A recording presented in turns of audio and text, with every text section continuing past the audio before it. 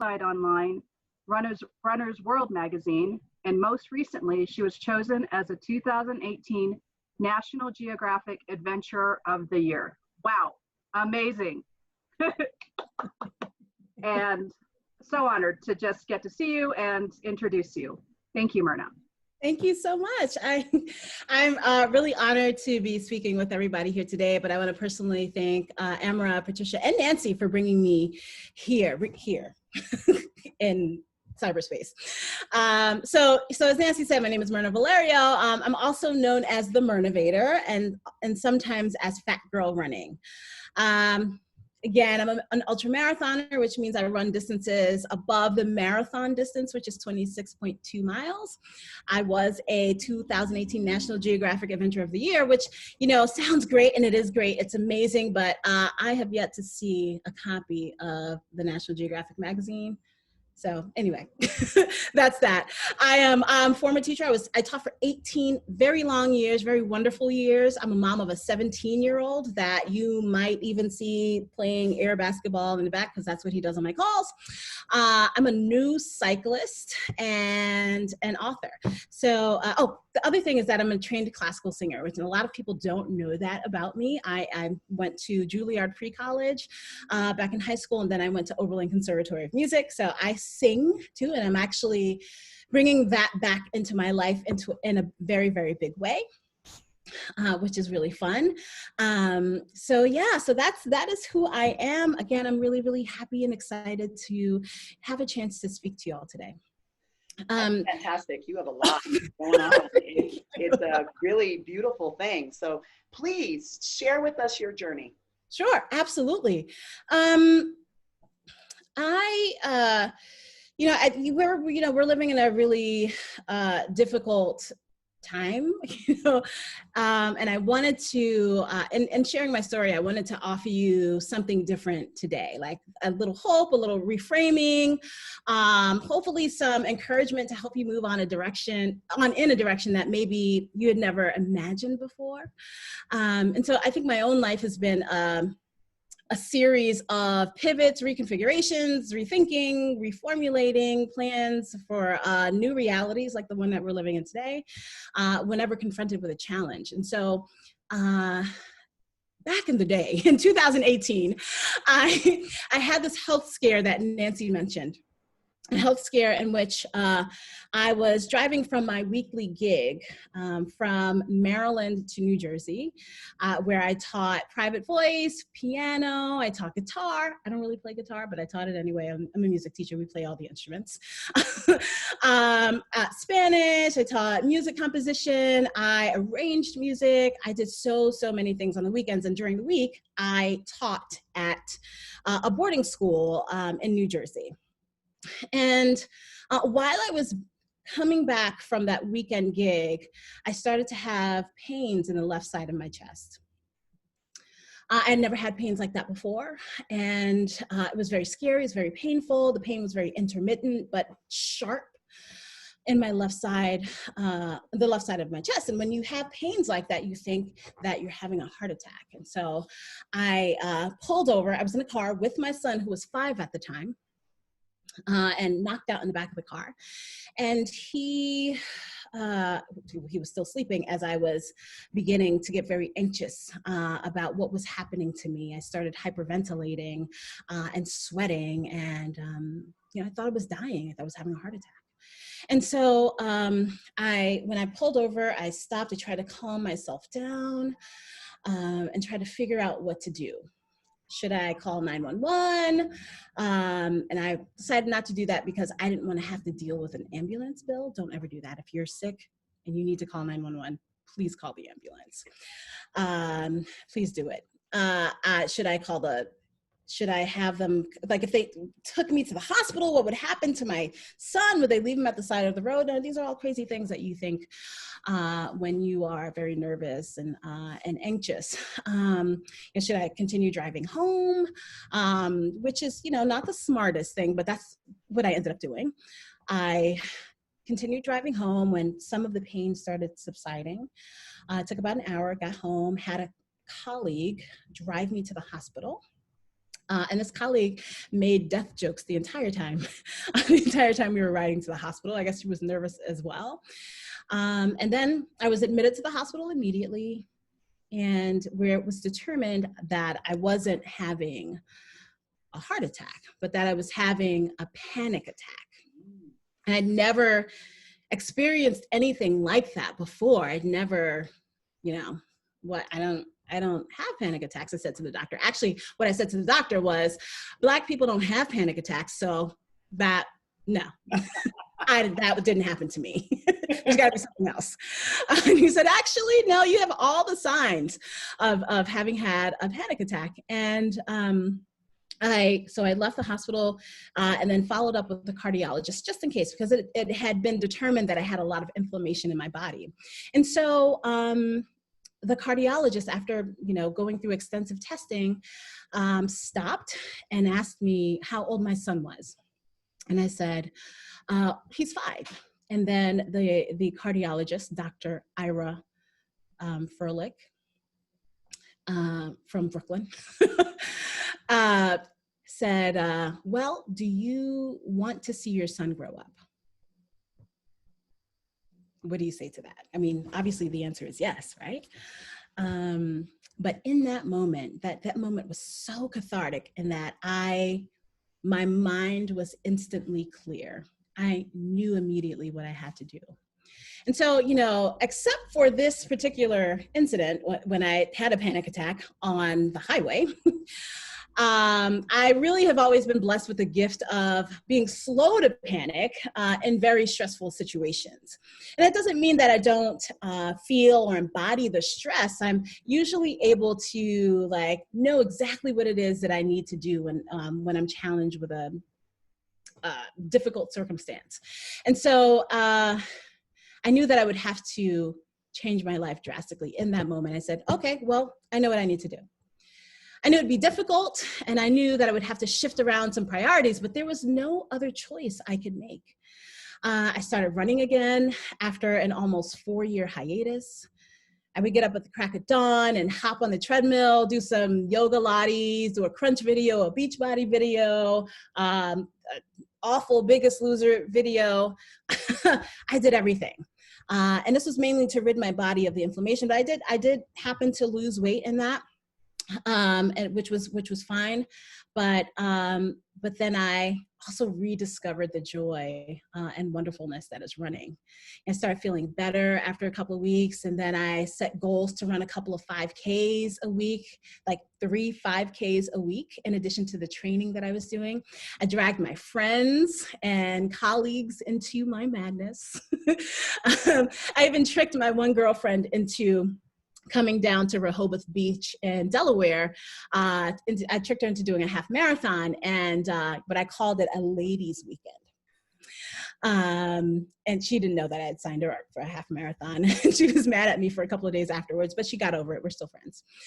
And I started posting really ad nauseum on Facebook that, for example, I ran 5 miles today. I also swam, and then I played tennis. What did you do? And soon, folks in my community, my colleagues, my students started looking forward to my, I would say, overly eager posts. And actually, when I look at the sheer volume of those posts, I cringe because it was really obnoxious. But in that, I continued working and training. I worked up to longer and longer distances. And then a colleague of mine roped me into training for a marathon. She says, well, maybe you've been doing all these half marathons. Why don't you try a full marathon? And I said, that is not a good idea. But how do I sign up? And so that was it. I started training for the Marine Corps Marathon in 2011. It would be my very first marathon distance. And then in that, I started to write a blog called Fat Girl Running, because that name embodied who I was, no pun intended. And then 2 weeks into training, right after school ended for the year, 2 weeks into training, snap.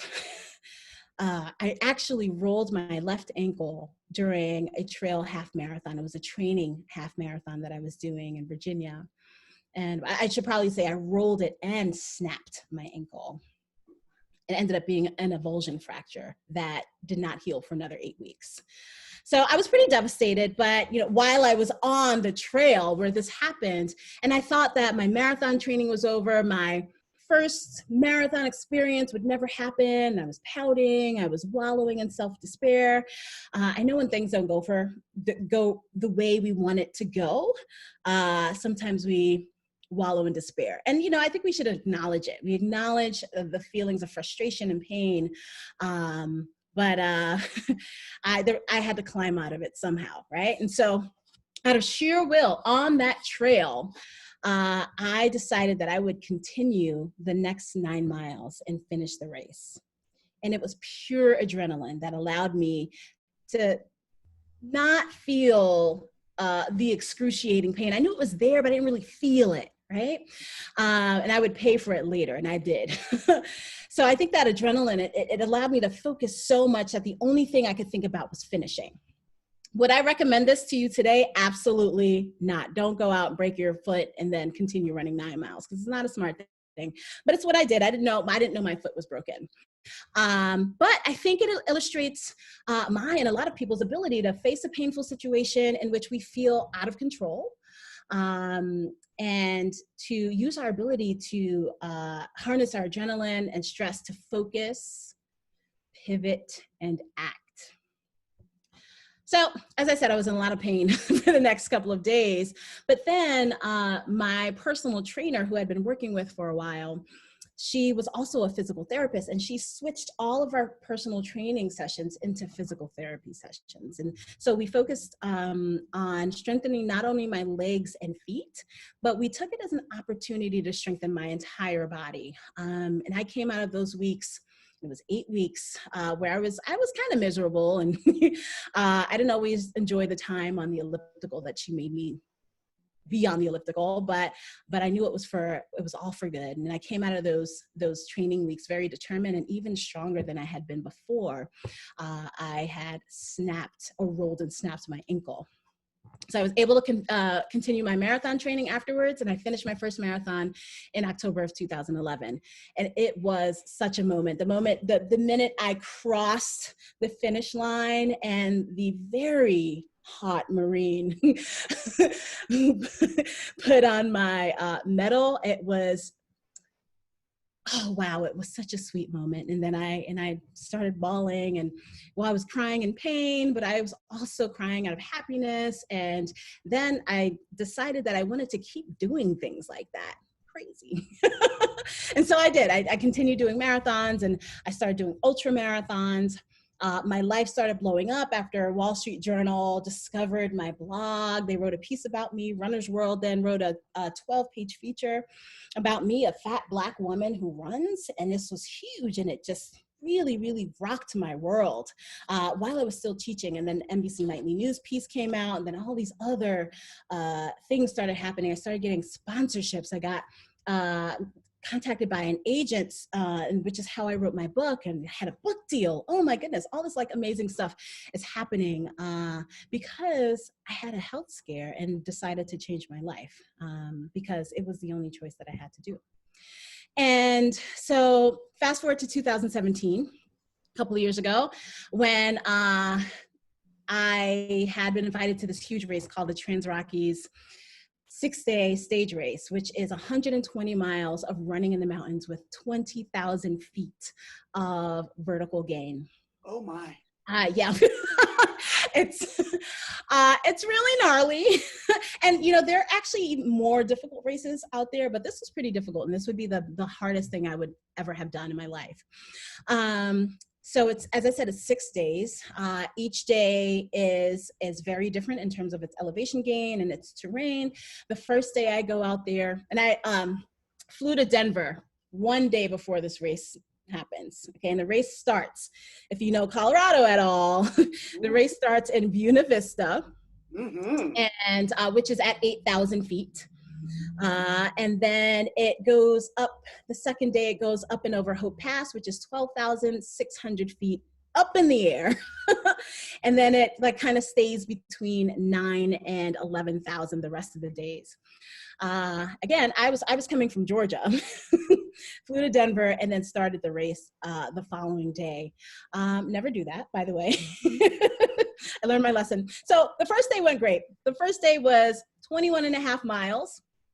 And, you know, I can do distance. I can run all day if I need to, which I have in the past. So the first day went great. You know, we had about 2,500 feet of gain. The weather was perfect. It was just a great day. And I felt like I crushed it. Second day rolls around. Not so great. The distance is only 14 miles, but there's about 3,500 feet of gain in the first 2.5, 3 miles. And that is a lot. And you're super high up. You start at 9, you go to 12 and a half, 12.6. And I was really slow. I was all the way in the back and my body was feeling the altitude. And so I was really slow I was hanging out with the sweeps that Tim and Chris are their names because they'll come back later. And they were really, really bent on getting me to the top.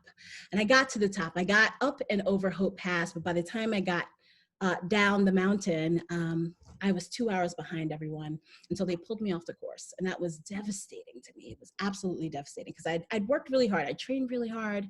I thought I had the right mindset. But, you know, going into it, I had made some mistakes. Like getting there a day before. But I failed miserably. But I think that but I was allowed to continue on every single day. I could start, and if I didn't finish the course that day, I could stop and then go right back to our camp and then start again the next day, which was really cool. But you know, after that experience, I knew that it was definitely a learning opportunity. It was a learning experience. You know, so I asked myself a question: what was I missing? How could I come back even stronger? How could I do better next time? And how could I finish? So again, here's where I gained clarity.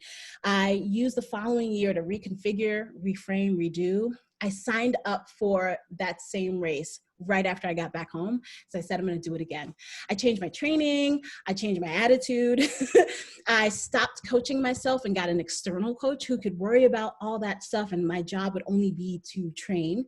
And then in 2018, I went out to Colorado 3 weeks early so that I could acclimate to the altitude and and have a little bit more success. And that's what happened. I finished 2018. I finished last with Tim and Chris, the sweeps. We became fast friends. They're slightly inappropriate, but we became fast friends. I finished without injury. I finished happy. And the last day when I finished, it was so incredible. Perhaps even more incredible than my first marathon. And this was like, I don't know, my 10th or 11th ultra distance or crazy distance. And there were so many people that I had gotten to know over the course of that week that were waiting for me at the finish, even though I was like 2 hours after everyone else. They were waiting for me and they brought me in. We did a little tunnel and then I immediately proceeded to vomit when I was done. So yeah, it was really, really incredible. And I immediately wanted to do it again the following year. So fast forward to last year, 2019, I'd had a really incredible year of running. I had been invited to another 6-day stage race, but this time it was in the Sahara. And it's a race called the Marathon des Sables, the Marathon of the Sands in English. I had been invited to Portugal. I had done photo shoots with companies like Garmin, Merrill, Skirt Sports, which is based in Boulder. Had tons of speaking events, more international travel, lots of writing opportunities. I created a retreat series for people who are slow trail runners. So I was having a really, really good and busy time, but I was also suffering from extreme fatigue that I would not, and to a certain extent, could not acknowledge. So I had signed up for Trans Rockies again because I wanted to try it again. But 3 miles in, I felt my Achilles talking to me. 8 miles in, I knew I had to drop because my entire body had started talking to me, and I knew that I couldn't go any longer. So I had to drop the first day, not even the second day, the first day. As I knew that my body just would not allow me to go out and do it over and over and over again for 6 days at altitude, with a bum foot. My physical therapist calls it stupid ankle joint. But I knew I can do it. And so, you know, I wallowed in self-pity and sorrow for a little bit, actually all day. And I ugly cried all day, with people, you know, coming by to check in on me, and I would just start sobbing and there's snot all over my face. Ironically, my son was also at this race. He was volunteering because I made him. And he had thrown out his back that same day. And so we were an entire mess.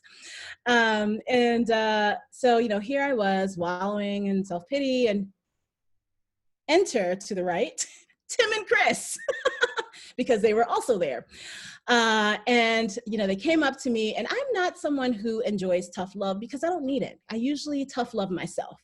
But they came up to me and it said, "What's going on?" And I started crying again. They're like, "Stop." So this is what you're going to do tomorrow. I'm like, "Okay, what?" You are going to get up super early with us, and you are going to hike as high as you can, you know, without hurting yourself, up the path to Hope Pass. And you're going to stop, and you're going to greet people as they come up the mountain. That's what you're going to do. That's your job. Okay. Okay. Again, I don't like people telling me what to do because I'm usually the one telling people what to do. And so this is an unusual position for me. And they went up to, this year they were doing costumes, inappropriate costumes, of course, at the top of the mountain, and which I didn't get to see, but I hiked up 1.5 miles up the trail and greeted people as they came up. I sang, I was really obnoxious. I sang show tunes. I said, "Good morning," you know, as people were coming up this really, really, really steep, difficult, and very technical terrain. I gave people hugs. You know, this is before COVID, you know, before we weren't able to touch people. And I had a blast. I forgot about my sorrow and my despair, and then realized that this was an incredible opportunity to give back to running, because running has given me so much. Running has given me a new life, new opportunities, the opportunity to leave teaching, which I loved, but this is a chance to do something new. And I had a great day. People appreciated it, and some people cried when they saw me, out of happiness, I hope. And so that was that. And then that evening, the race director comes up to me and says, "Hey, Mirna, I got a job for you." You know, I was going to be there for the next 4 days, and I didn't want to just kind of wallow in self-despair again. And so this job came at the right time. He said, "Hey, remember last year when that last day of this race, we allowed you to start an hour early?" I'm like, "Yeah." "Would you start people an hour early for the rest of the race so that those who are slower paced can actually finish within a cutoff and finish the race?" And I said, "Yeah, yes, sir, I'm on it." And I was so excited because all I would have to do is to go 6 miles or 8 miles, and I could hike slowly and get these people started so that they could finish the race just like I had finished the race last year. And I love being useful, and I love being able to just get out there and be a part of this huge thing that was so important to me. And, you know, and it was really cool because here's another chance at reconfiguring, right? But this time it wasn't me. It was other people seeing the situation for what it was, but also seeing the possibilities and incredible opportunities in that situation.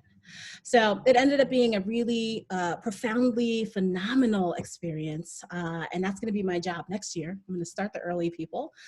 And, you know, I got to give back to running. I got to cheer people on. I got to support them. You know, I got them to the finish. You know, I helped them be a part of their finish. Well, I helped them finish, and I got to be a part of that. That's what I meant to say. So, So again, fast forward, there was a lot of fast forwarding to the infamous year of 2020. And I'm going to call it the year of pivoting. First, there was Kobe. Then there was COVID and people in many of my own communities becoming ill or dying. Then there was and still is quarantine and mask wearing, etc. You know, the world stopped, slowed down, and ceased to run like normal. Then there was Tiger King and Married at First Sight. Then there were murder hornets. I don't think anybody had that on their 2020 bingo card, right? And then there's Kanye now. I'm not going to say anything about that. It's kind of crazy though. But you know, at least there's Hamilton on Disney Plus, right? At least there's Hamilton. But the one thing, the other awful thing is that there was and still is racism, right? And so, you know, I'm thinking all of my events are canceled, my running events, my speaking events, the retreats that I had in Portugal and Tahoe, everything, all my international travel is canceled. So, you know, as I said, I'm slow to panic. Don't worry, my mom panicked for me enough. You know, she asked me repeatedly if I was going to be able to pay my rent, my car note, my utilities, my grocery, everything. I mean, I didn't know because everything was canceled. And now I didn't really have a stream of income. But, you know, what I did know was that I was going to have to think quickly and think on my feet, right? So I used that adrenaline from the shock of all of these losses, like the massive world changes, the existential dread that I had to look for any positivity and optimism that was floating around. So I grabbed it whenever I could. And so I use my social media platforms to share gratitude list every day, to kind of dig myself out of despair, lots of despair and sorrow here, right? I would use my platform to take people on virtual trail running and hiking trips because our trails here in Vermont were open and a lot of people were stuck at home not being able to even go outside or their trails were closed. So I wanted to do that for them. And, you know, mostly I just wanted to spread joy in an increasingly joyless world. But none of that made me any money. You know, sharing a gratitude list did not make me any money. But it was something that I could do to contribute to the world's healing. So I did have to find some ways of making money. What could I do in place of everything that had been canceled, but that was also a source of income? And I thought professionally, you know, I'm an athlete and a coach. Even though I haven't taught in a year and a half, I'm still a teacher. I'm a speaker, I'm a writer, I'm a diversity practitioner, I'm a retreat host. And I came up with a list of the things that I could actually do. I could create virtual events and virtual courses. I could work on my second book, which hasn't really happened. I could use my professional background as a diversity director to create and teach a course on anti-racism for the white community. Because so many people had been reaching out to me after the deaths of George Floyd and Breonna Taylor. And that was it. I looked at the world and what was happening, and thought deeply about the work that I'm passionate about and that I can do, and developed a course on anti-racism. You see, I love teaching, I had a computer, I had a space to do it, and there was a huge need for people skilled in facilitating and leading discussions on really sensitive and potentially explosive topics. And so I did it. I created a course called Introduction to Identity, Social Justice, and Anti-Racism. And it sold out so many times that I had to make enrollment unlimited. Word caught on. I didn't really do any marketing or anything, but all I have to say is that next week I'm teaching this course to Nike. I mean, oh, wow. Oh my goodness. Wow. I'm still kind of reeling from that. And so finally today, another fast forward to today, I am dealing with a knee injury and a meniscus tear. I have a patella injury and a meniscus tear in my knee. And I have not been able to run for the past 2 months. And so like it caused me like to stop running abruptly. Again, running is one of the ways in which I make my living, doing running and events and doing running related things. So of course I'm like, oh no, what am I going to do? I wallowed in despair for a couple of days. And then I gained clarity. I said, what is it that I can do that is physical, that will allow me to keep training, and that will keep me outside? And I said, what? I will ride a bike. And I don't really, I hadn't ridden a bike for 8 years, and I didn't know like all the bikes are like super fancy right now. So I went to the bike shop that is actually downstairs. We share a parking lot, and I said, "Hey, I'm injured. I need a bike. I don't know anything about riding these days. I don't know about the fancy gears and the little buttons and stuff like that. I don't know. I need a bike, and can you find somebody to teach me all the new things about bikes?" And so that was it. And so after 2 months of riding a bike, and doing what I do on social media, because I want to show people that you can pivot, that you can do something else, that you can always be ready. I am now about to sign a contract with a cycling company. It's crazy. So yeah, it is, my life is, as crazy as it has been, it has been absolutely, absolutely wonderful. And cycling is now my new sport. I will never give up running. I have surgery in a couple of weeks, and then I'll recover, and then I'll start running again. And I'm going to do both things with verve and fervor. So all of this is to say that being ready and being open to something else can lead to extraordinary things. Despite the sometimes awfulness and heaviness of life. I don't think we really have a choice now. World looks different every single day. One day we have a job, the next day we don't. One day we are well and healthy, and the next day we are not. So I think that being poised to change and throw yourself deeply into something new and into something that you're passionate about, or maybe something that you can develop a new passion for, with the spirit of learning, with the spirit of embracing the challenges that lie ahead. That is the new way, and that's the new way that we have to live. Are you ready? Is the question. That's a good question. I know we've definitely had to pivot, and listening to your story inspires me in all the different other ways that we can pivot.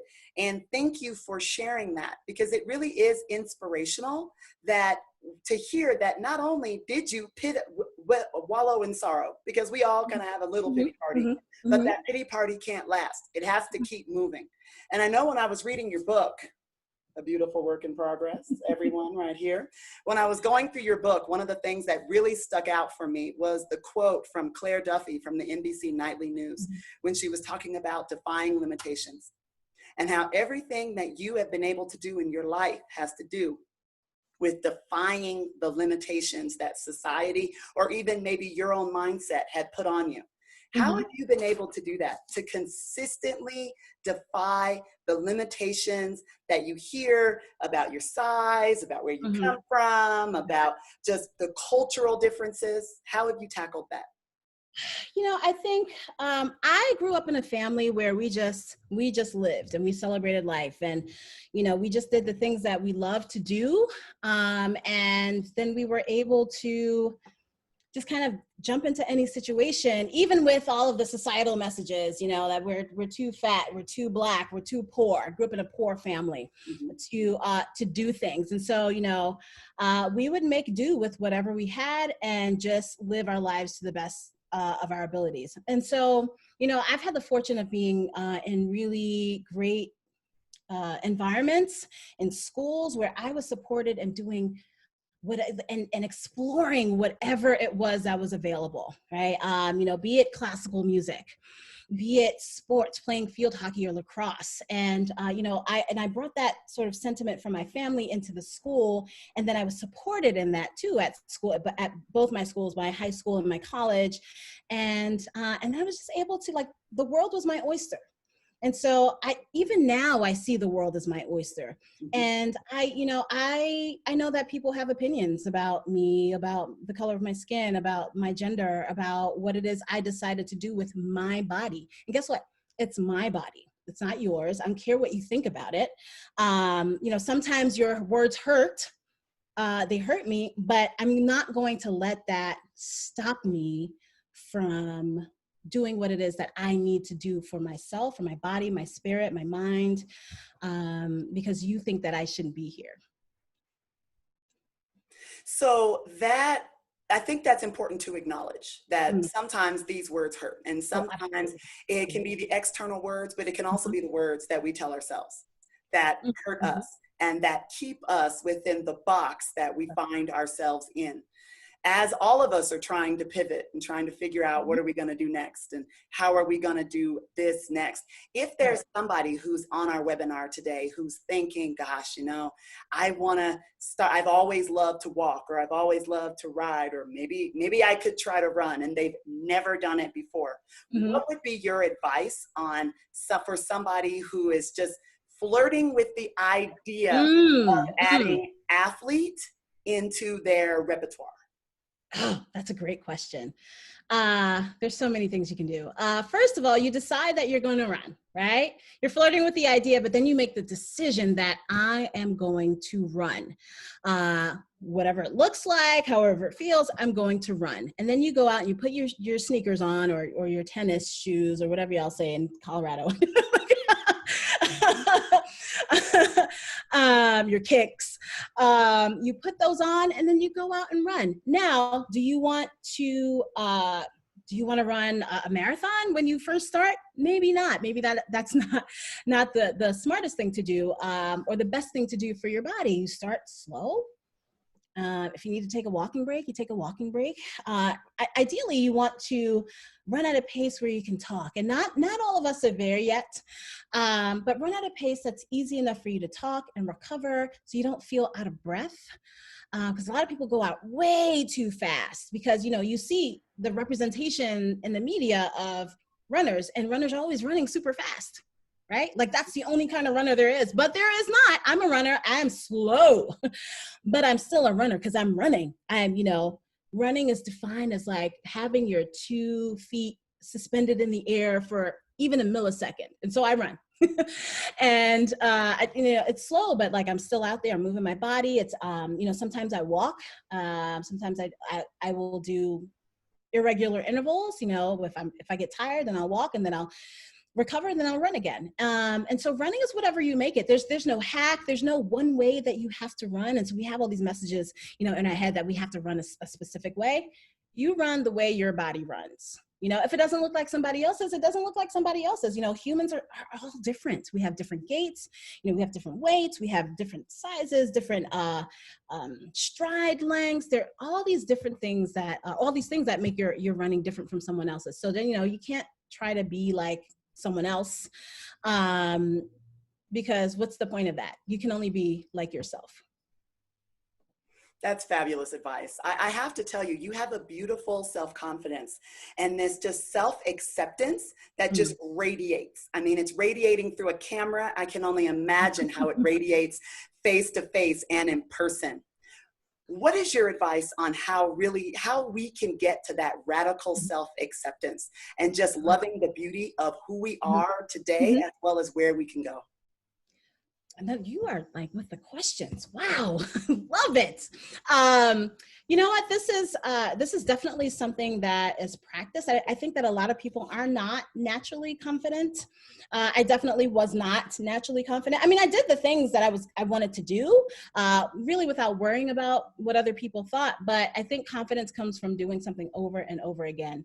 And so when you build that muscle of knowledge, you build that muscle, that physical muscle, and your body knows what it's doing, your mind knows what it's doing, you're able to be more and more confident. It's not going to come right away, but it is, every time you put yourself into a situation that maybe you're unsure of, which is like every day for me,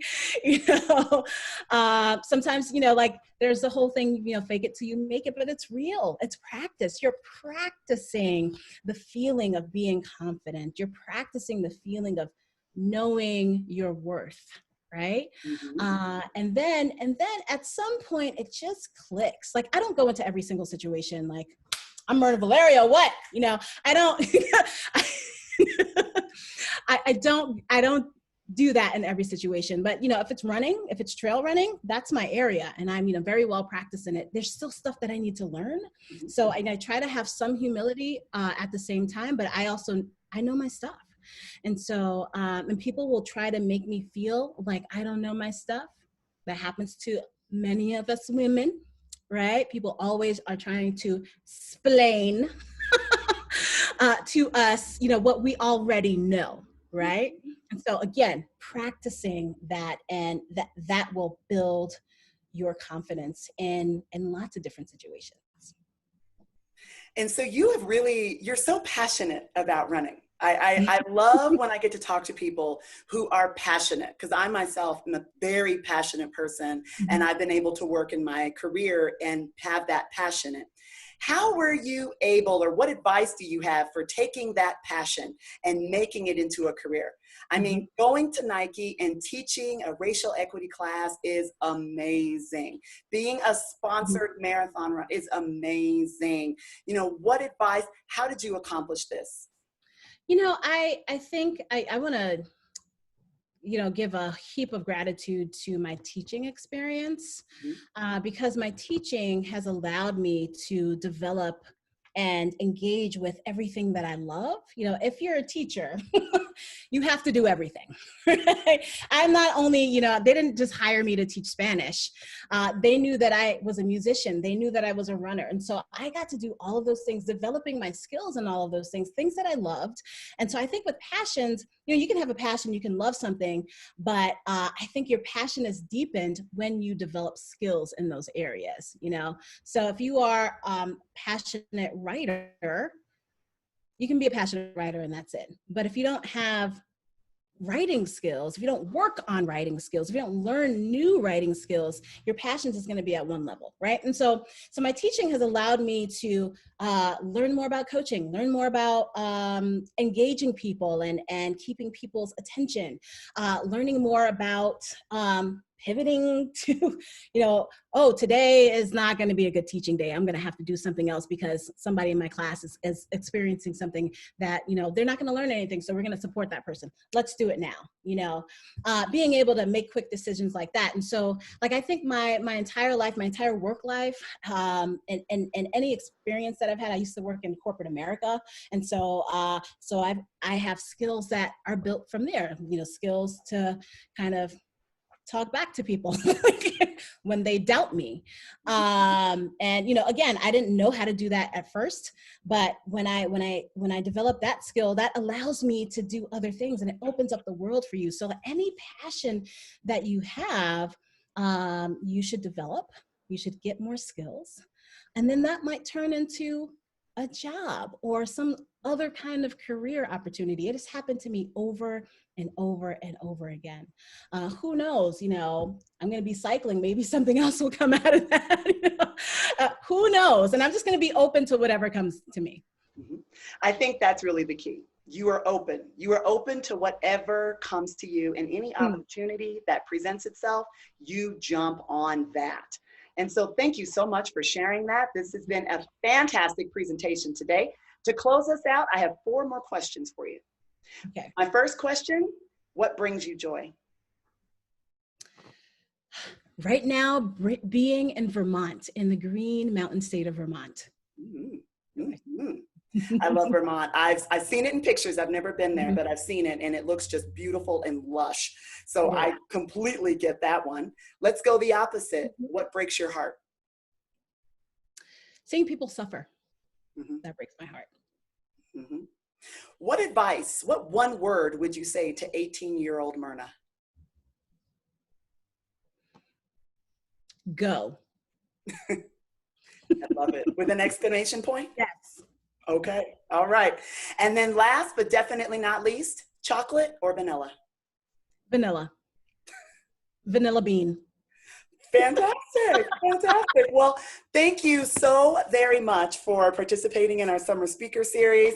We have some people coming through the chat saying thank you. So inspirational. Pleasure. Thank you so much for sharing. It was such a pleasure having you with us today. I've been inspired by your story, and you never know, I might have to put my feet to pavement to see if I can get out there and say, the Mirnavator, I'm going to do this too. So thank you so much for sharing today. We truly appreciate you.